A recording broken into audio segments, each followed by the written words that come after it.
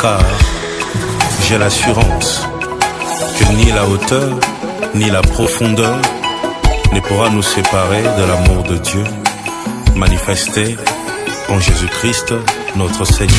Nini ekoka polangai na bolingo na yo Yesu, mameki butu na moi esimbi nango te, nalandaki nzela ya bomoi Yesu afuti ngai posa ya koyembela yawe ezosila kaka te. Shalom peuple de Dieu, c'est votre humble serviteur le pasteur Eliab Koulutula de l'église Tabernacle missionnaire. Lelo tokutani lisusu na mission na biso Jésus revient. Toza na grand thème tokabola ki la fois passée tozo continuer. Lelo tozo lobela thème oyo réveillez-vous et allumez le feu. Lamuka pepelisa moto. Pona nini toche thème oyo ya lamuka pepelisa moto. Tozo mona na ba temps difficile oyo tozo passer eza na bato ebele ba lembi. Eza na bato ebele balali. Yango na yo ko apparaître lelo lokola le coq qui chante. Lelo toko yemba poto lamusa peuple na Nzambe ba yeba ke koya ya mwana Nzambe ekomi pembeni. Poule ayemba kate, muto ayemba ka eza corps. Pona ko révéler na peuple na Nzambe ke tongo etani bolamuka. Yango lelo na ye pona révéler libota moko, na révéler peuple moko ke tongo esi etani, ici bientôt Jésus revient. Na deuxième volet na ko apparaître lokola sentinelle. Pona belela nyonso ezoleka na butu peuple à comprendre afin que peuple azwa ba précaution ayeba ndenge nini akoki kotambola na ba temps difficile oyo tozoleka nango. Sans plus tarder, tozoleka na mukanda ya Matthieu chapitre 25 le verset 5 toko demere tina le verset 7 kuna Matthieu ayebisi biso nini cher atangeli biso makomi na Nzambe. Nous sommes dans le livre de Matthieu chapitre 25 on a vu na 50 passage de Tangina Kombo na. Amen. Comme l'époux tardeux, lokola mobali na libala abandaki koumela toute sa soupure et s'endormira. Batu nyonso balembi pe balali. 6. Au milieu de la nuit, na katikati ya butu on cria, mungongo egangi. voici l'époux, Botala mobali ya libala allez à sa rencontre. bokende na bokutani na ye. 7. Alors toutes ces vierges se réveillent baseka zomi nyonso balamuki et se préparèrent babongisi leur langue. minda na bango. Parole du Seigneur. Wana maloba na Nzambe. Amen, amen, amen. Bien-aimé dans le Seigneur, lelo tolingi tomeka kolobela surtout mungongo oyo egangaki.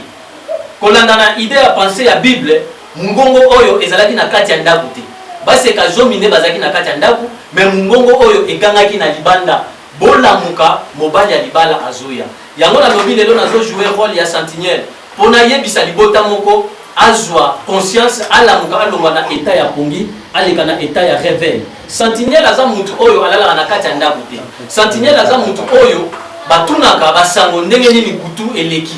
Awebisa bino que pendant la nuit il y avait des voleurs, pendant la nuit il y avait une jeep etelemaki liboso ya parcelle, basoda bakitaki patati patata. Sentinelle aza mutu oyo azokengela batu. Aza mutu oyo azoveiller pona batu mabe ekomela bango te. Lelo nazo apparaître lokola sentinelle pona kokengela bomoi na yo, pona kokengela foi na yo, pona kozongisa yo lisusu na conscience oyebake tokomi na temps moko mauvais oyo Christ azoya esengeli mutu azala prêt. Bien-aimé dans le Seigneur, tozo décortiquer thème oyo réveillez-vous et allumez le feu. Réveiller eza verbe réveiller oyo lingi koloba ete tolongwa na état ya pongi, na état ya bolali koleka na état ya conscience. Tona état ya bolamuki. Muto ya lamuki azosala ba signe de vie. Muto ya lamuki azosala ba mouvement. Yango wana na tongo na lelo na lingi na réveiller yo, na lingi na lamusa yo, na lingi ozala na état ya conscience, o raisonner, ozonga na makanisi na yo afin que o comprendre moment nini otozo passer, moment nini otoza par rapport ya horloge, toza na temps ya fin oyo Christ esengeli aya. Tozo continuer toujours malakisi na biso. Tokotelema surtout na mukanda, il y a 1 roi chapitre 18, le verset 33. Place vraiment moboko ya malakisi na biso et telemi to comprendre qu'est-ce qu'il faut faire. Lelo tozo lobela angle mibale, il y a ba serviteur de Dieu. il y a ba servante de Dieu, il y a ba protocole, il y a ba chantre, ba oyo so bazo evre na kati ya musala nzambe, lolenge nini bakoki ko pelisa moto, lolenge nini bakoki ko lamuka pour musala nzambe ekende liboso. Et puis deuxième volet to kolobela ba fidèle, to ba oyo ba vandi na kati ya ba pona ko yoka kama loba na nzambe, attitude nini bakoki ko zwa, lolenge nini bakoki ko se comporter na ba temps difficile o tozo leka nango. Wana tozo préparer mukanda na 1 Roi chapitre 18 verset 33. Kuna makanisi moko ya tina, makanisi moko ya molende eza na kati oyo lelo tokomeka ko fungola yango afin que peuple na Nzambe a comprendre qu'est-ce qu'il faut faire. OK, c'est Ratangeli biso mukanda ya 1 Roi 18 le verset 33 et lobini. Nous sommes dans le livre de 1 Roi chapitre 18 verset 33. Nous lisons au nom de Jésus. Amen. Il arrangea les bois. Abongisi koni. Coupa les taureaux par morceaux. Akati ngombe na biteni. Et les plaça le bois. Pe ache bakoni. Bien aimé, nalingi na meka ko expliquer place oyo. Mukanda na Nzambe ezoyebisa biso arrangeaki d'abord bakoni avant Eli apelisa moto pona ko faire confirmer na batuke azana Nzamba solo parce que Nzambe ya Eli il fallait qu'il akita na moto po mokili eyeba ya solo Nzambe aza Nzambe ya Eli. Et loko liboso asalaki abongisaki koni. Nazoloba awa pona ba serviteur o bazo représenter koni. Soki lelo réveil ezo pesate. Moto ya réveil ezo pelate, c'est faute du bois que le fait s'éteint. Donc ba koni esengeli epela, ba serviteur esengeli ba pela. Soki ba serviteur ba ko pela, ndeto ko mona lisusu réveil ekoyeba na ko mata surtout na kati ya mboka na biso RDC. Arranger ba koni. Jérémie azoloba na mukanda ya Jérémie chapitre 1 verset 5 que aponaka biso wuta l'éternité wana na tobota mite tozalaki na libumu ya mama a consacré biso et puis aye ko bimisa biso pona musala na ye. Arrangement o nazoloba ko arranger ba bois eza na ba serviteur rebelle bazalaki préparer te ba bongama kite ba koti na musala brisque yango tozomona faille faute du bois le fait certain. Mais ceux qui ba serviteur bazala qui préparé moto ekoki ko kufate moto ekoki ko diminuer moto a réveil na place diminuer elingaki matali susu makasi faute du bois le fait certain. Wana ezalaki na le verset 33 ndeko tangeli biso le verset 34 Bible ezolobani 34. Puis il dit et puis à lobby remplissez d'eau 4 cruches botondisa mai na bambeki mine. Versez-le sur l'holocauste. Bo boaka yango likolo ya mbeka. Et sur le bois. Et puis na kati ya bakoni. Il dit alobi lisusu. Faites-le une seconde fois. Bosala yango mbala lisusu. Et ils furent une seconde fois. Basali lisusu mbala mibale. Il dit alobi lisusu. Faites-le une troisième fois. Bosala yango mbala misatu. Et ils le firent une troisième fois. Basali yango mbala misatu. Amen, amen. Nalingaka parole de Dieu bien aimé. Parole de Dieu ezopesa biso esengo ya kosolola pe ya koloba par rapport na pensée ya Nzambe. Awa na le verset 34 Eli azoyebisa na batu na ye botondisa mai bozwa bakoni wana bosopela ngo mai avant to pelisa na mayela batu so totali pokonye pela esengi esopa mai te ezwa mai te ezala sec mais na bonzambe pokoni epela ezosenga il faut epola na mai mai ona oloba ezo symboliser parole de Dieu ba serviteur de Dieu il faut ba vanda na kati ya parole koni il faut vanda na kati ya parole soki koni evandi na kati ya mai te koni oyo ekopela te par rapport ya pensée ya Nzambe. Faute du bois le fait certain. Pona nini faute du bois parce que bois oyo to koni oyo evandi na kati ya parole de Dieu te. Lelo parole de Dieu yango ndeza moboko po ete réveil esala malisusu na kati ya mboka na biso epi na kati ya monde. Batu balingi lisusu parole de Dieu te. Batu balingi kotelema na kati ya parole de Dieu te. Or ba serviteur de Dieu il faut ba vanda na kati ya parole de Dieu parce que to komi na batamoko très difficile oyo kondima ya batu ekiti batu bazondima lisusu penza te ke Nzambe azo exister pe Nzambe akoya yango il faut ba serviteur de Dieu ba pelisa lisusu moto ya évangile baleka lisusu na kokota na kati ya parole de Dieu na mozindo ya parole de Dieu afin que moto ya réveil epela faute du bois le fait certain.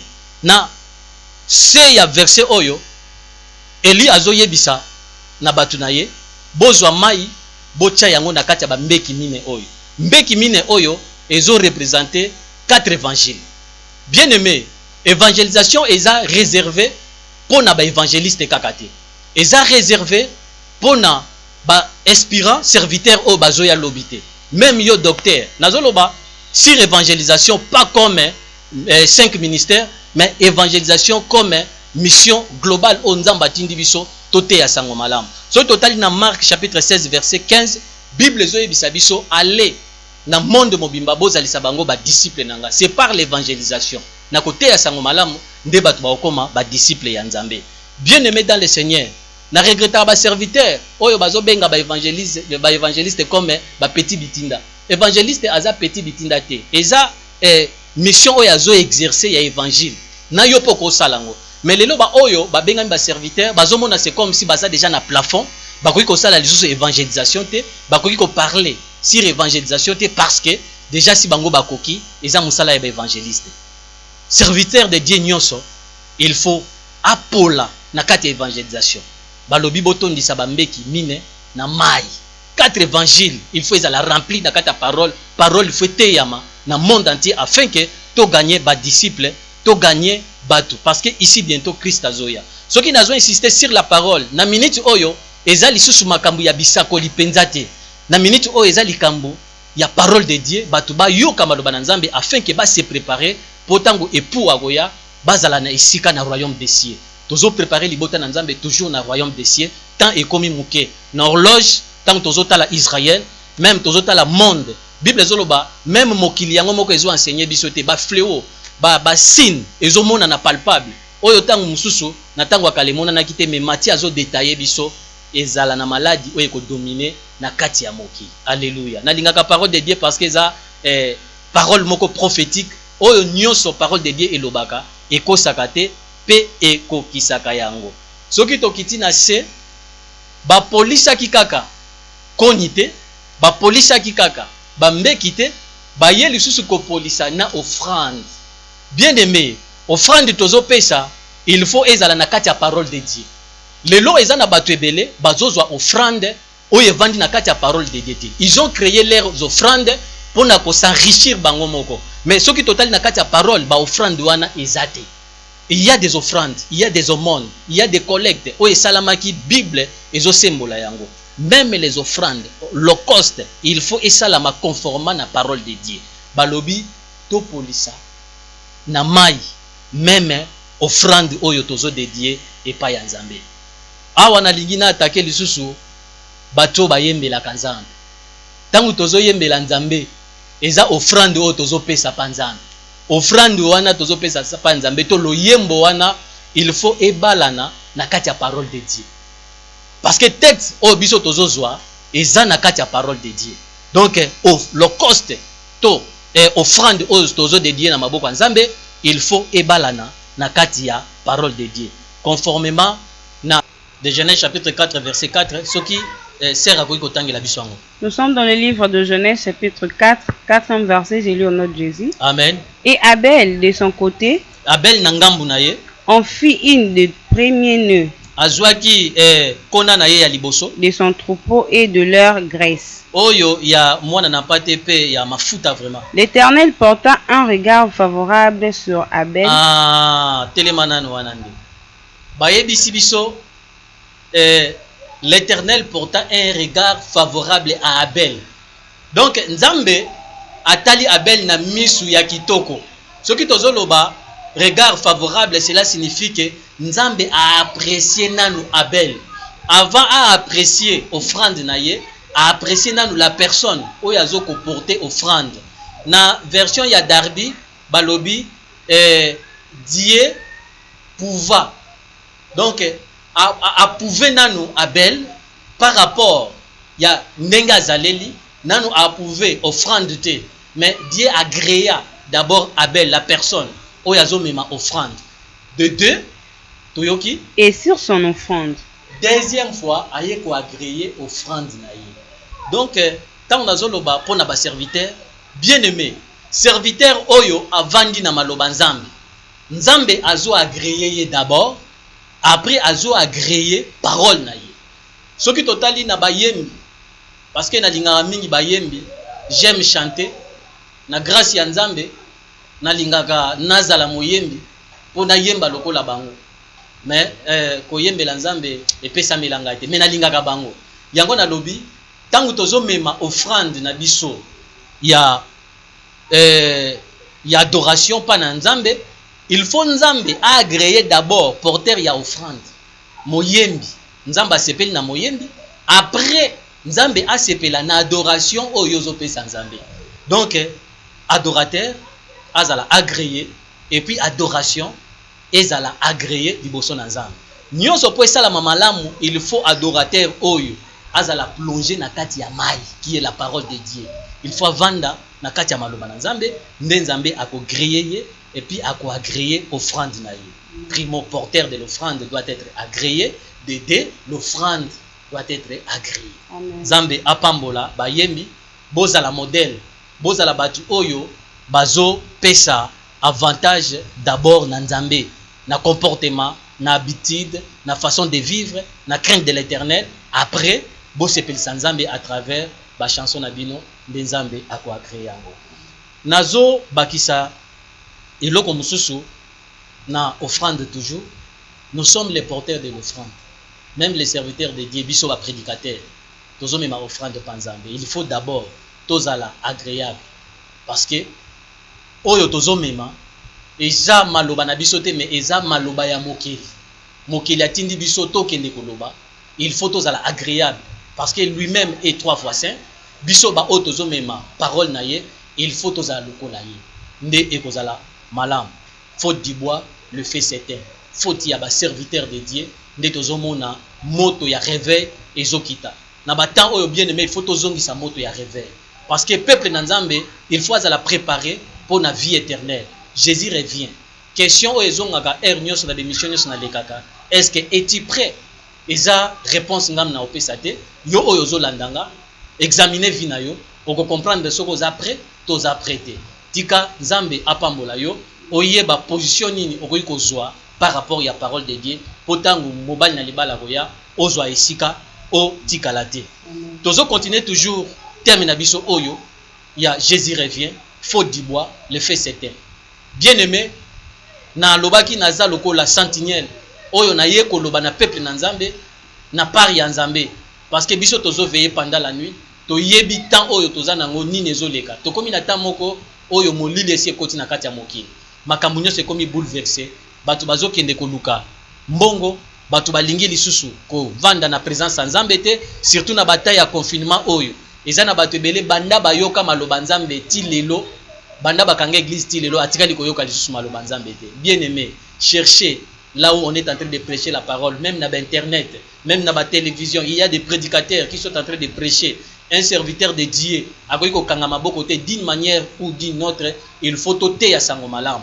gloire au Seigneur na tongo na lalaki na wuti komona mama moko azosa l'évangile ya cri malgré ba défendre ba église ba sangana pona koyoka parole de Dieu mais mama oya lobi na kokanga munoko te azoko évangéliser na tongo makasi na 5h wana ba mususu bavandaki na bambetu ngana landaki ye bandaki ti asilisaki tika Nzamba pambola ye cherchez tous les moyens biso ba serviteur de Dieu to pelisa lisusu moto ya réveil na batant o toza nango oui tozo continuer toujours parole na biso ya tongo ya lelo les bois doivent être mouillés ma bakoni il faut vraiment ezwa mai soki bakoni ezwi mai wana na part ya Nzambe konyo européen toyebi histoire ya Eli tango basilisi ko mouiller bakoni basilisi ko mouiller offrande basilisi ko mouiller oyo nyonso ezalaki pembeni batie moto epelaki pe mokili mobimba batatolaki Nzamba solo aza Nzambe ya Eli bien aimé dans le Seigneur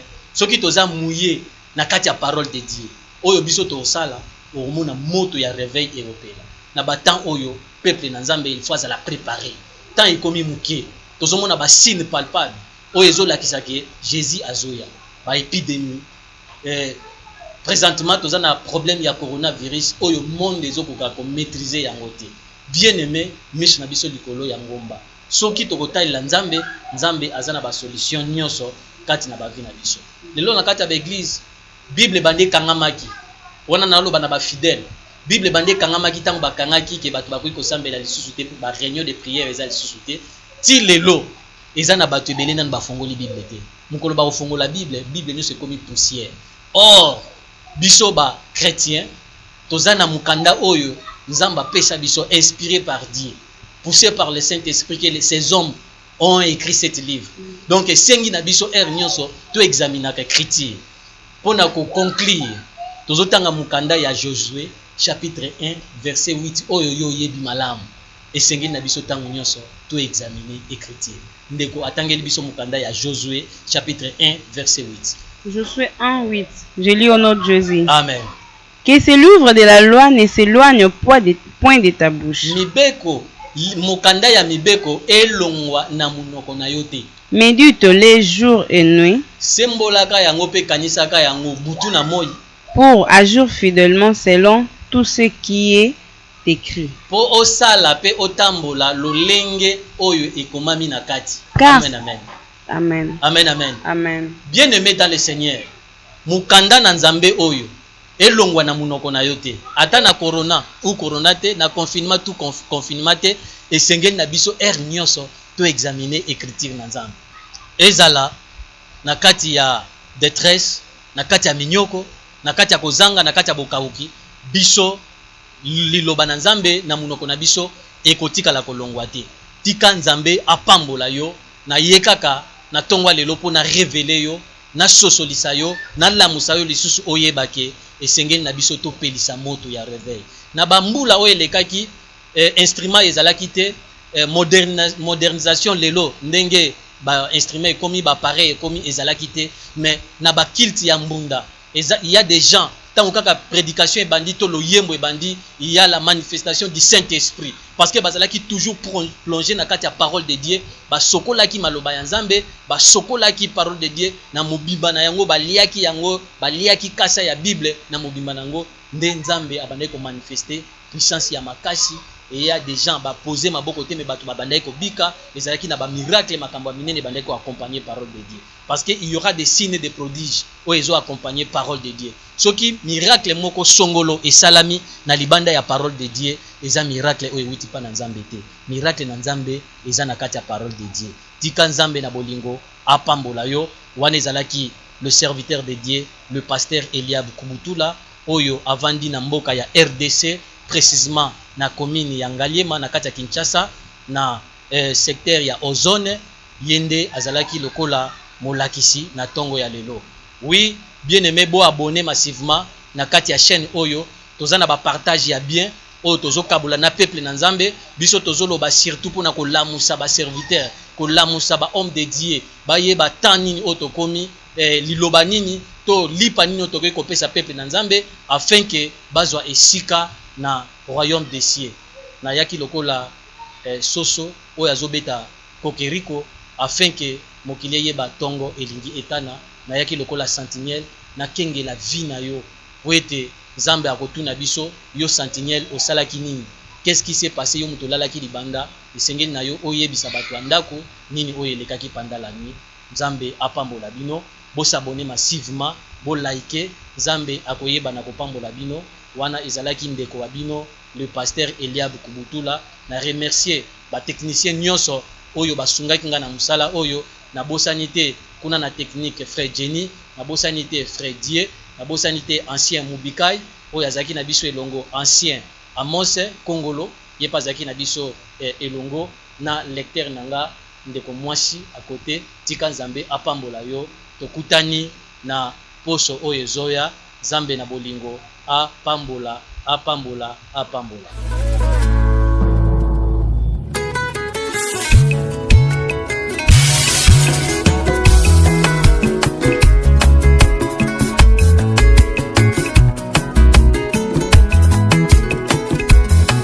Akosinga ite asaleli ngangolu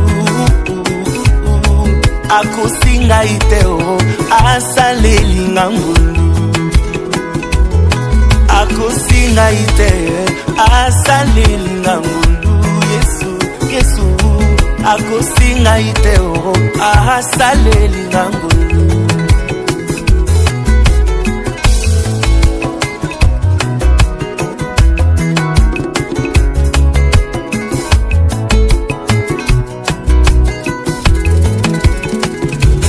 kombo na ngai ya lelo eza ya mawa te ya esengo ezokamwisa tinga moko j'ai pas mérité tout ça nalikaki baton difficile c'était pas facile j'ai persévéré opesaki ngai bilaka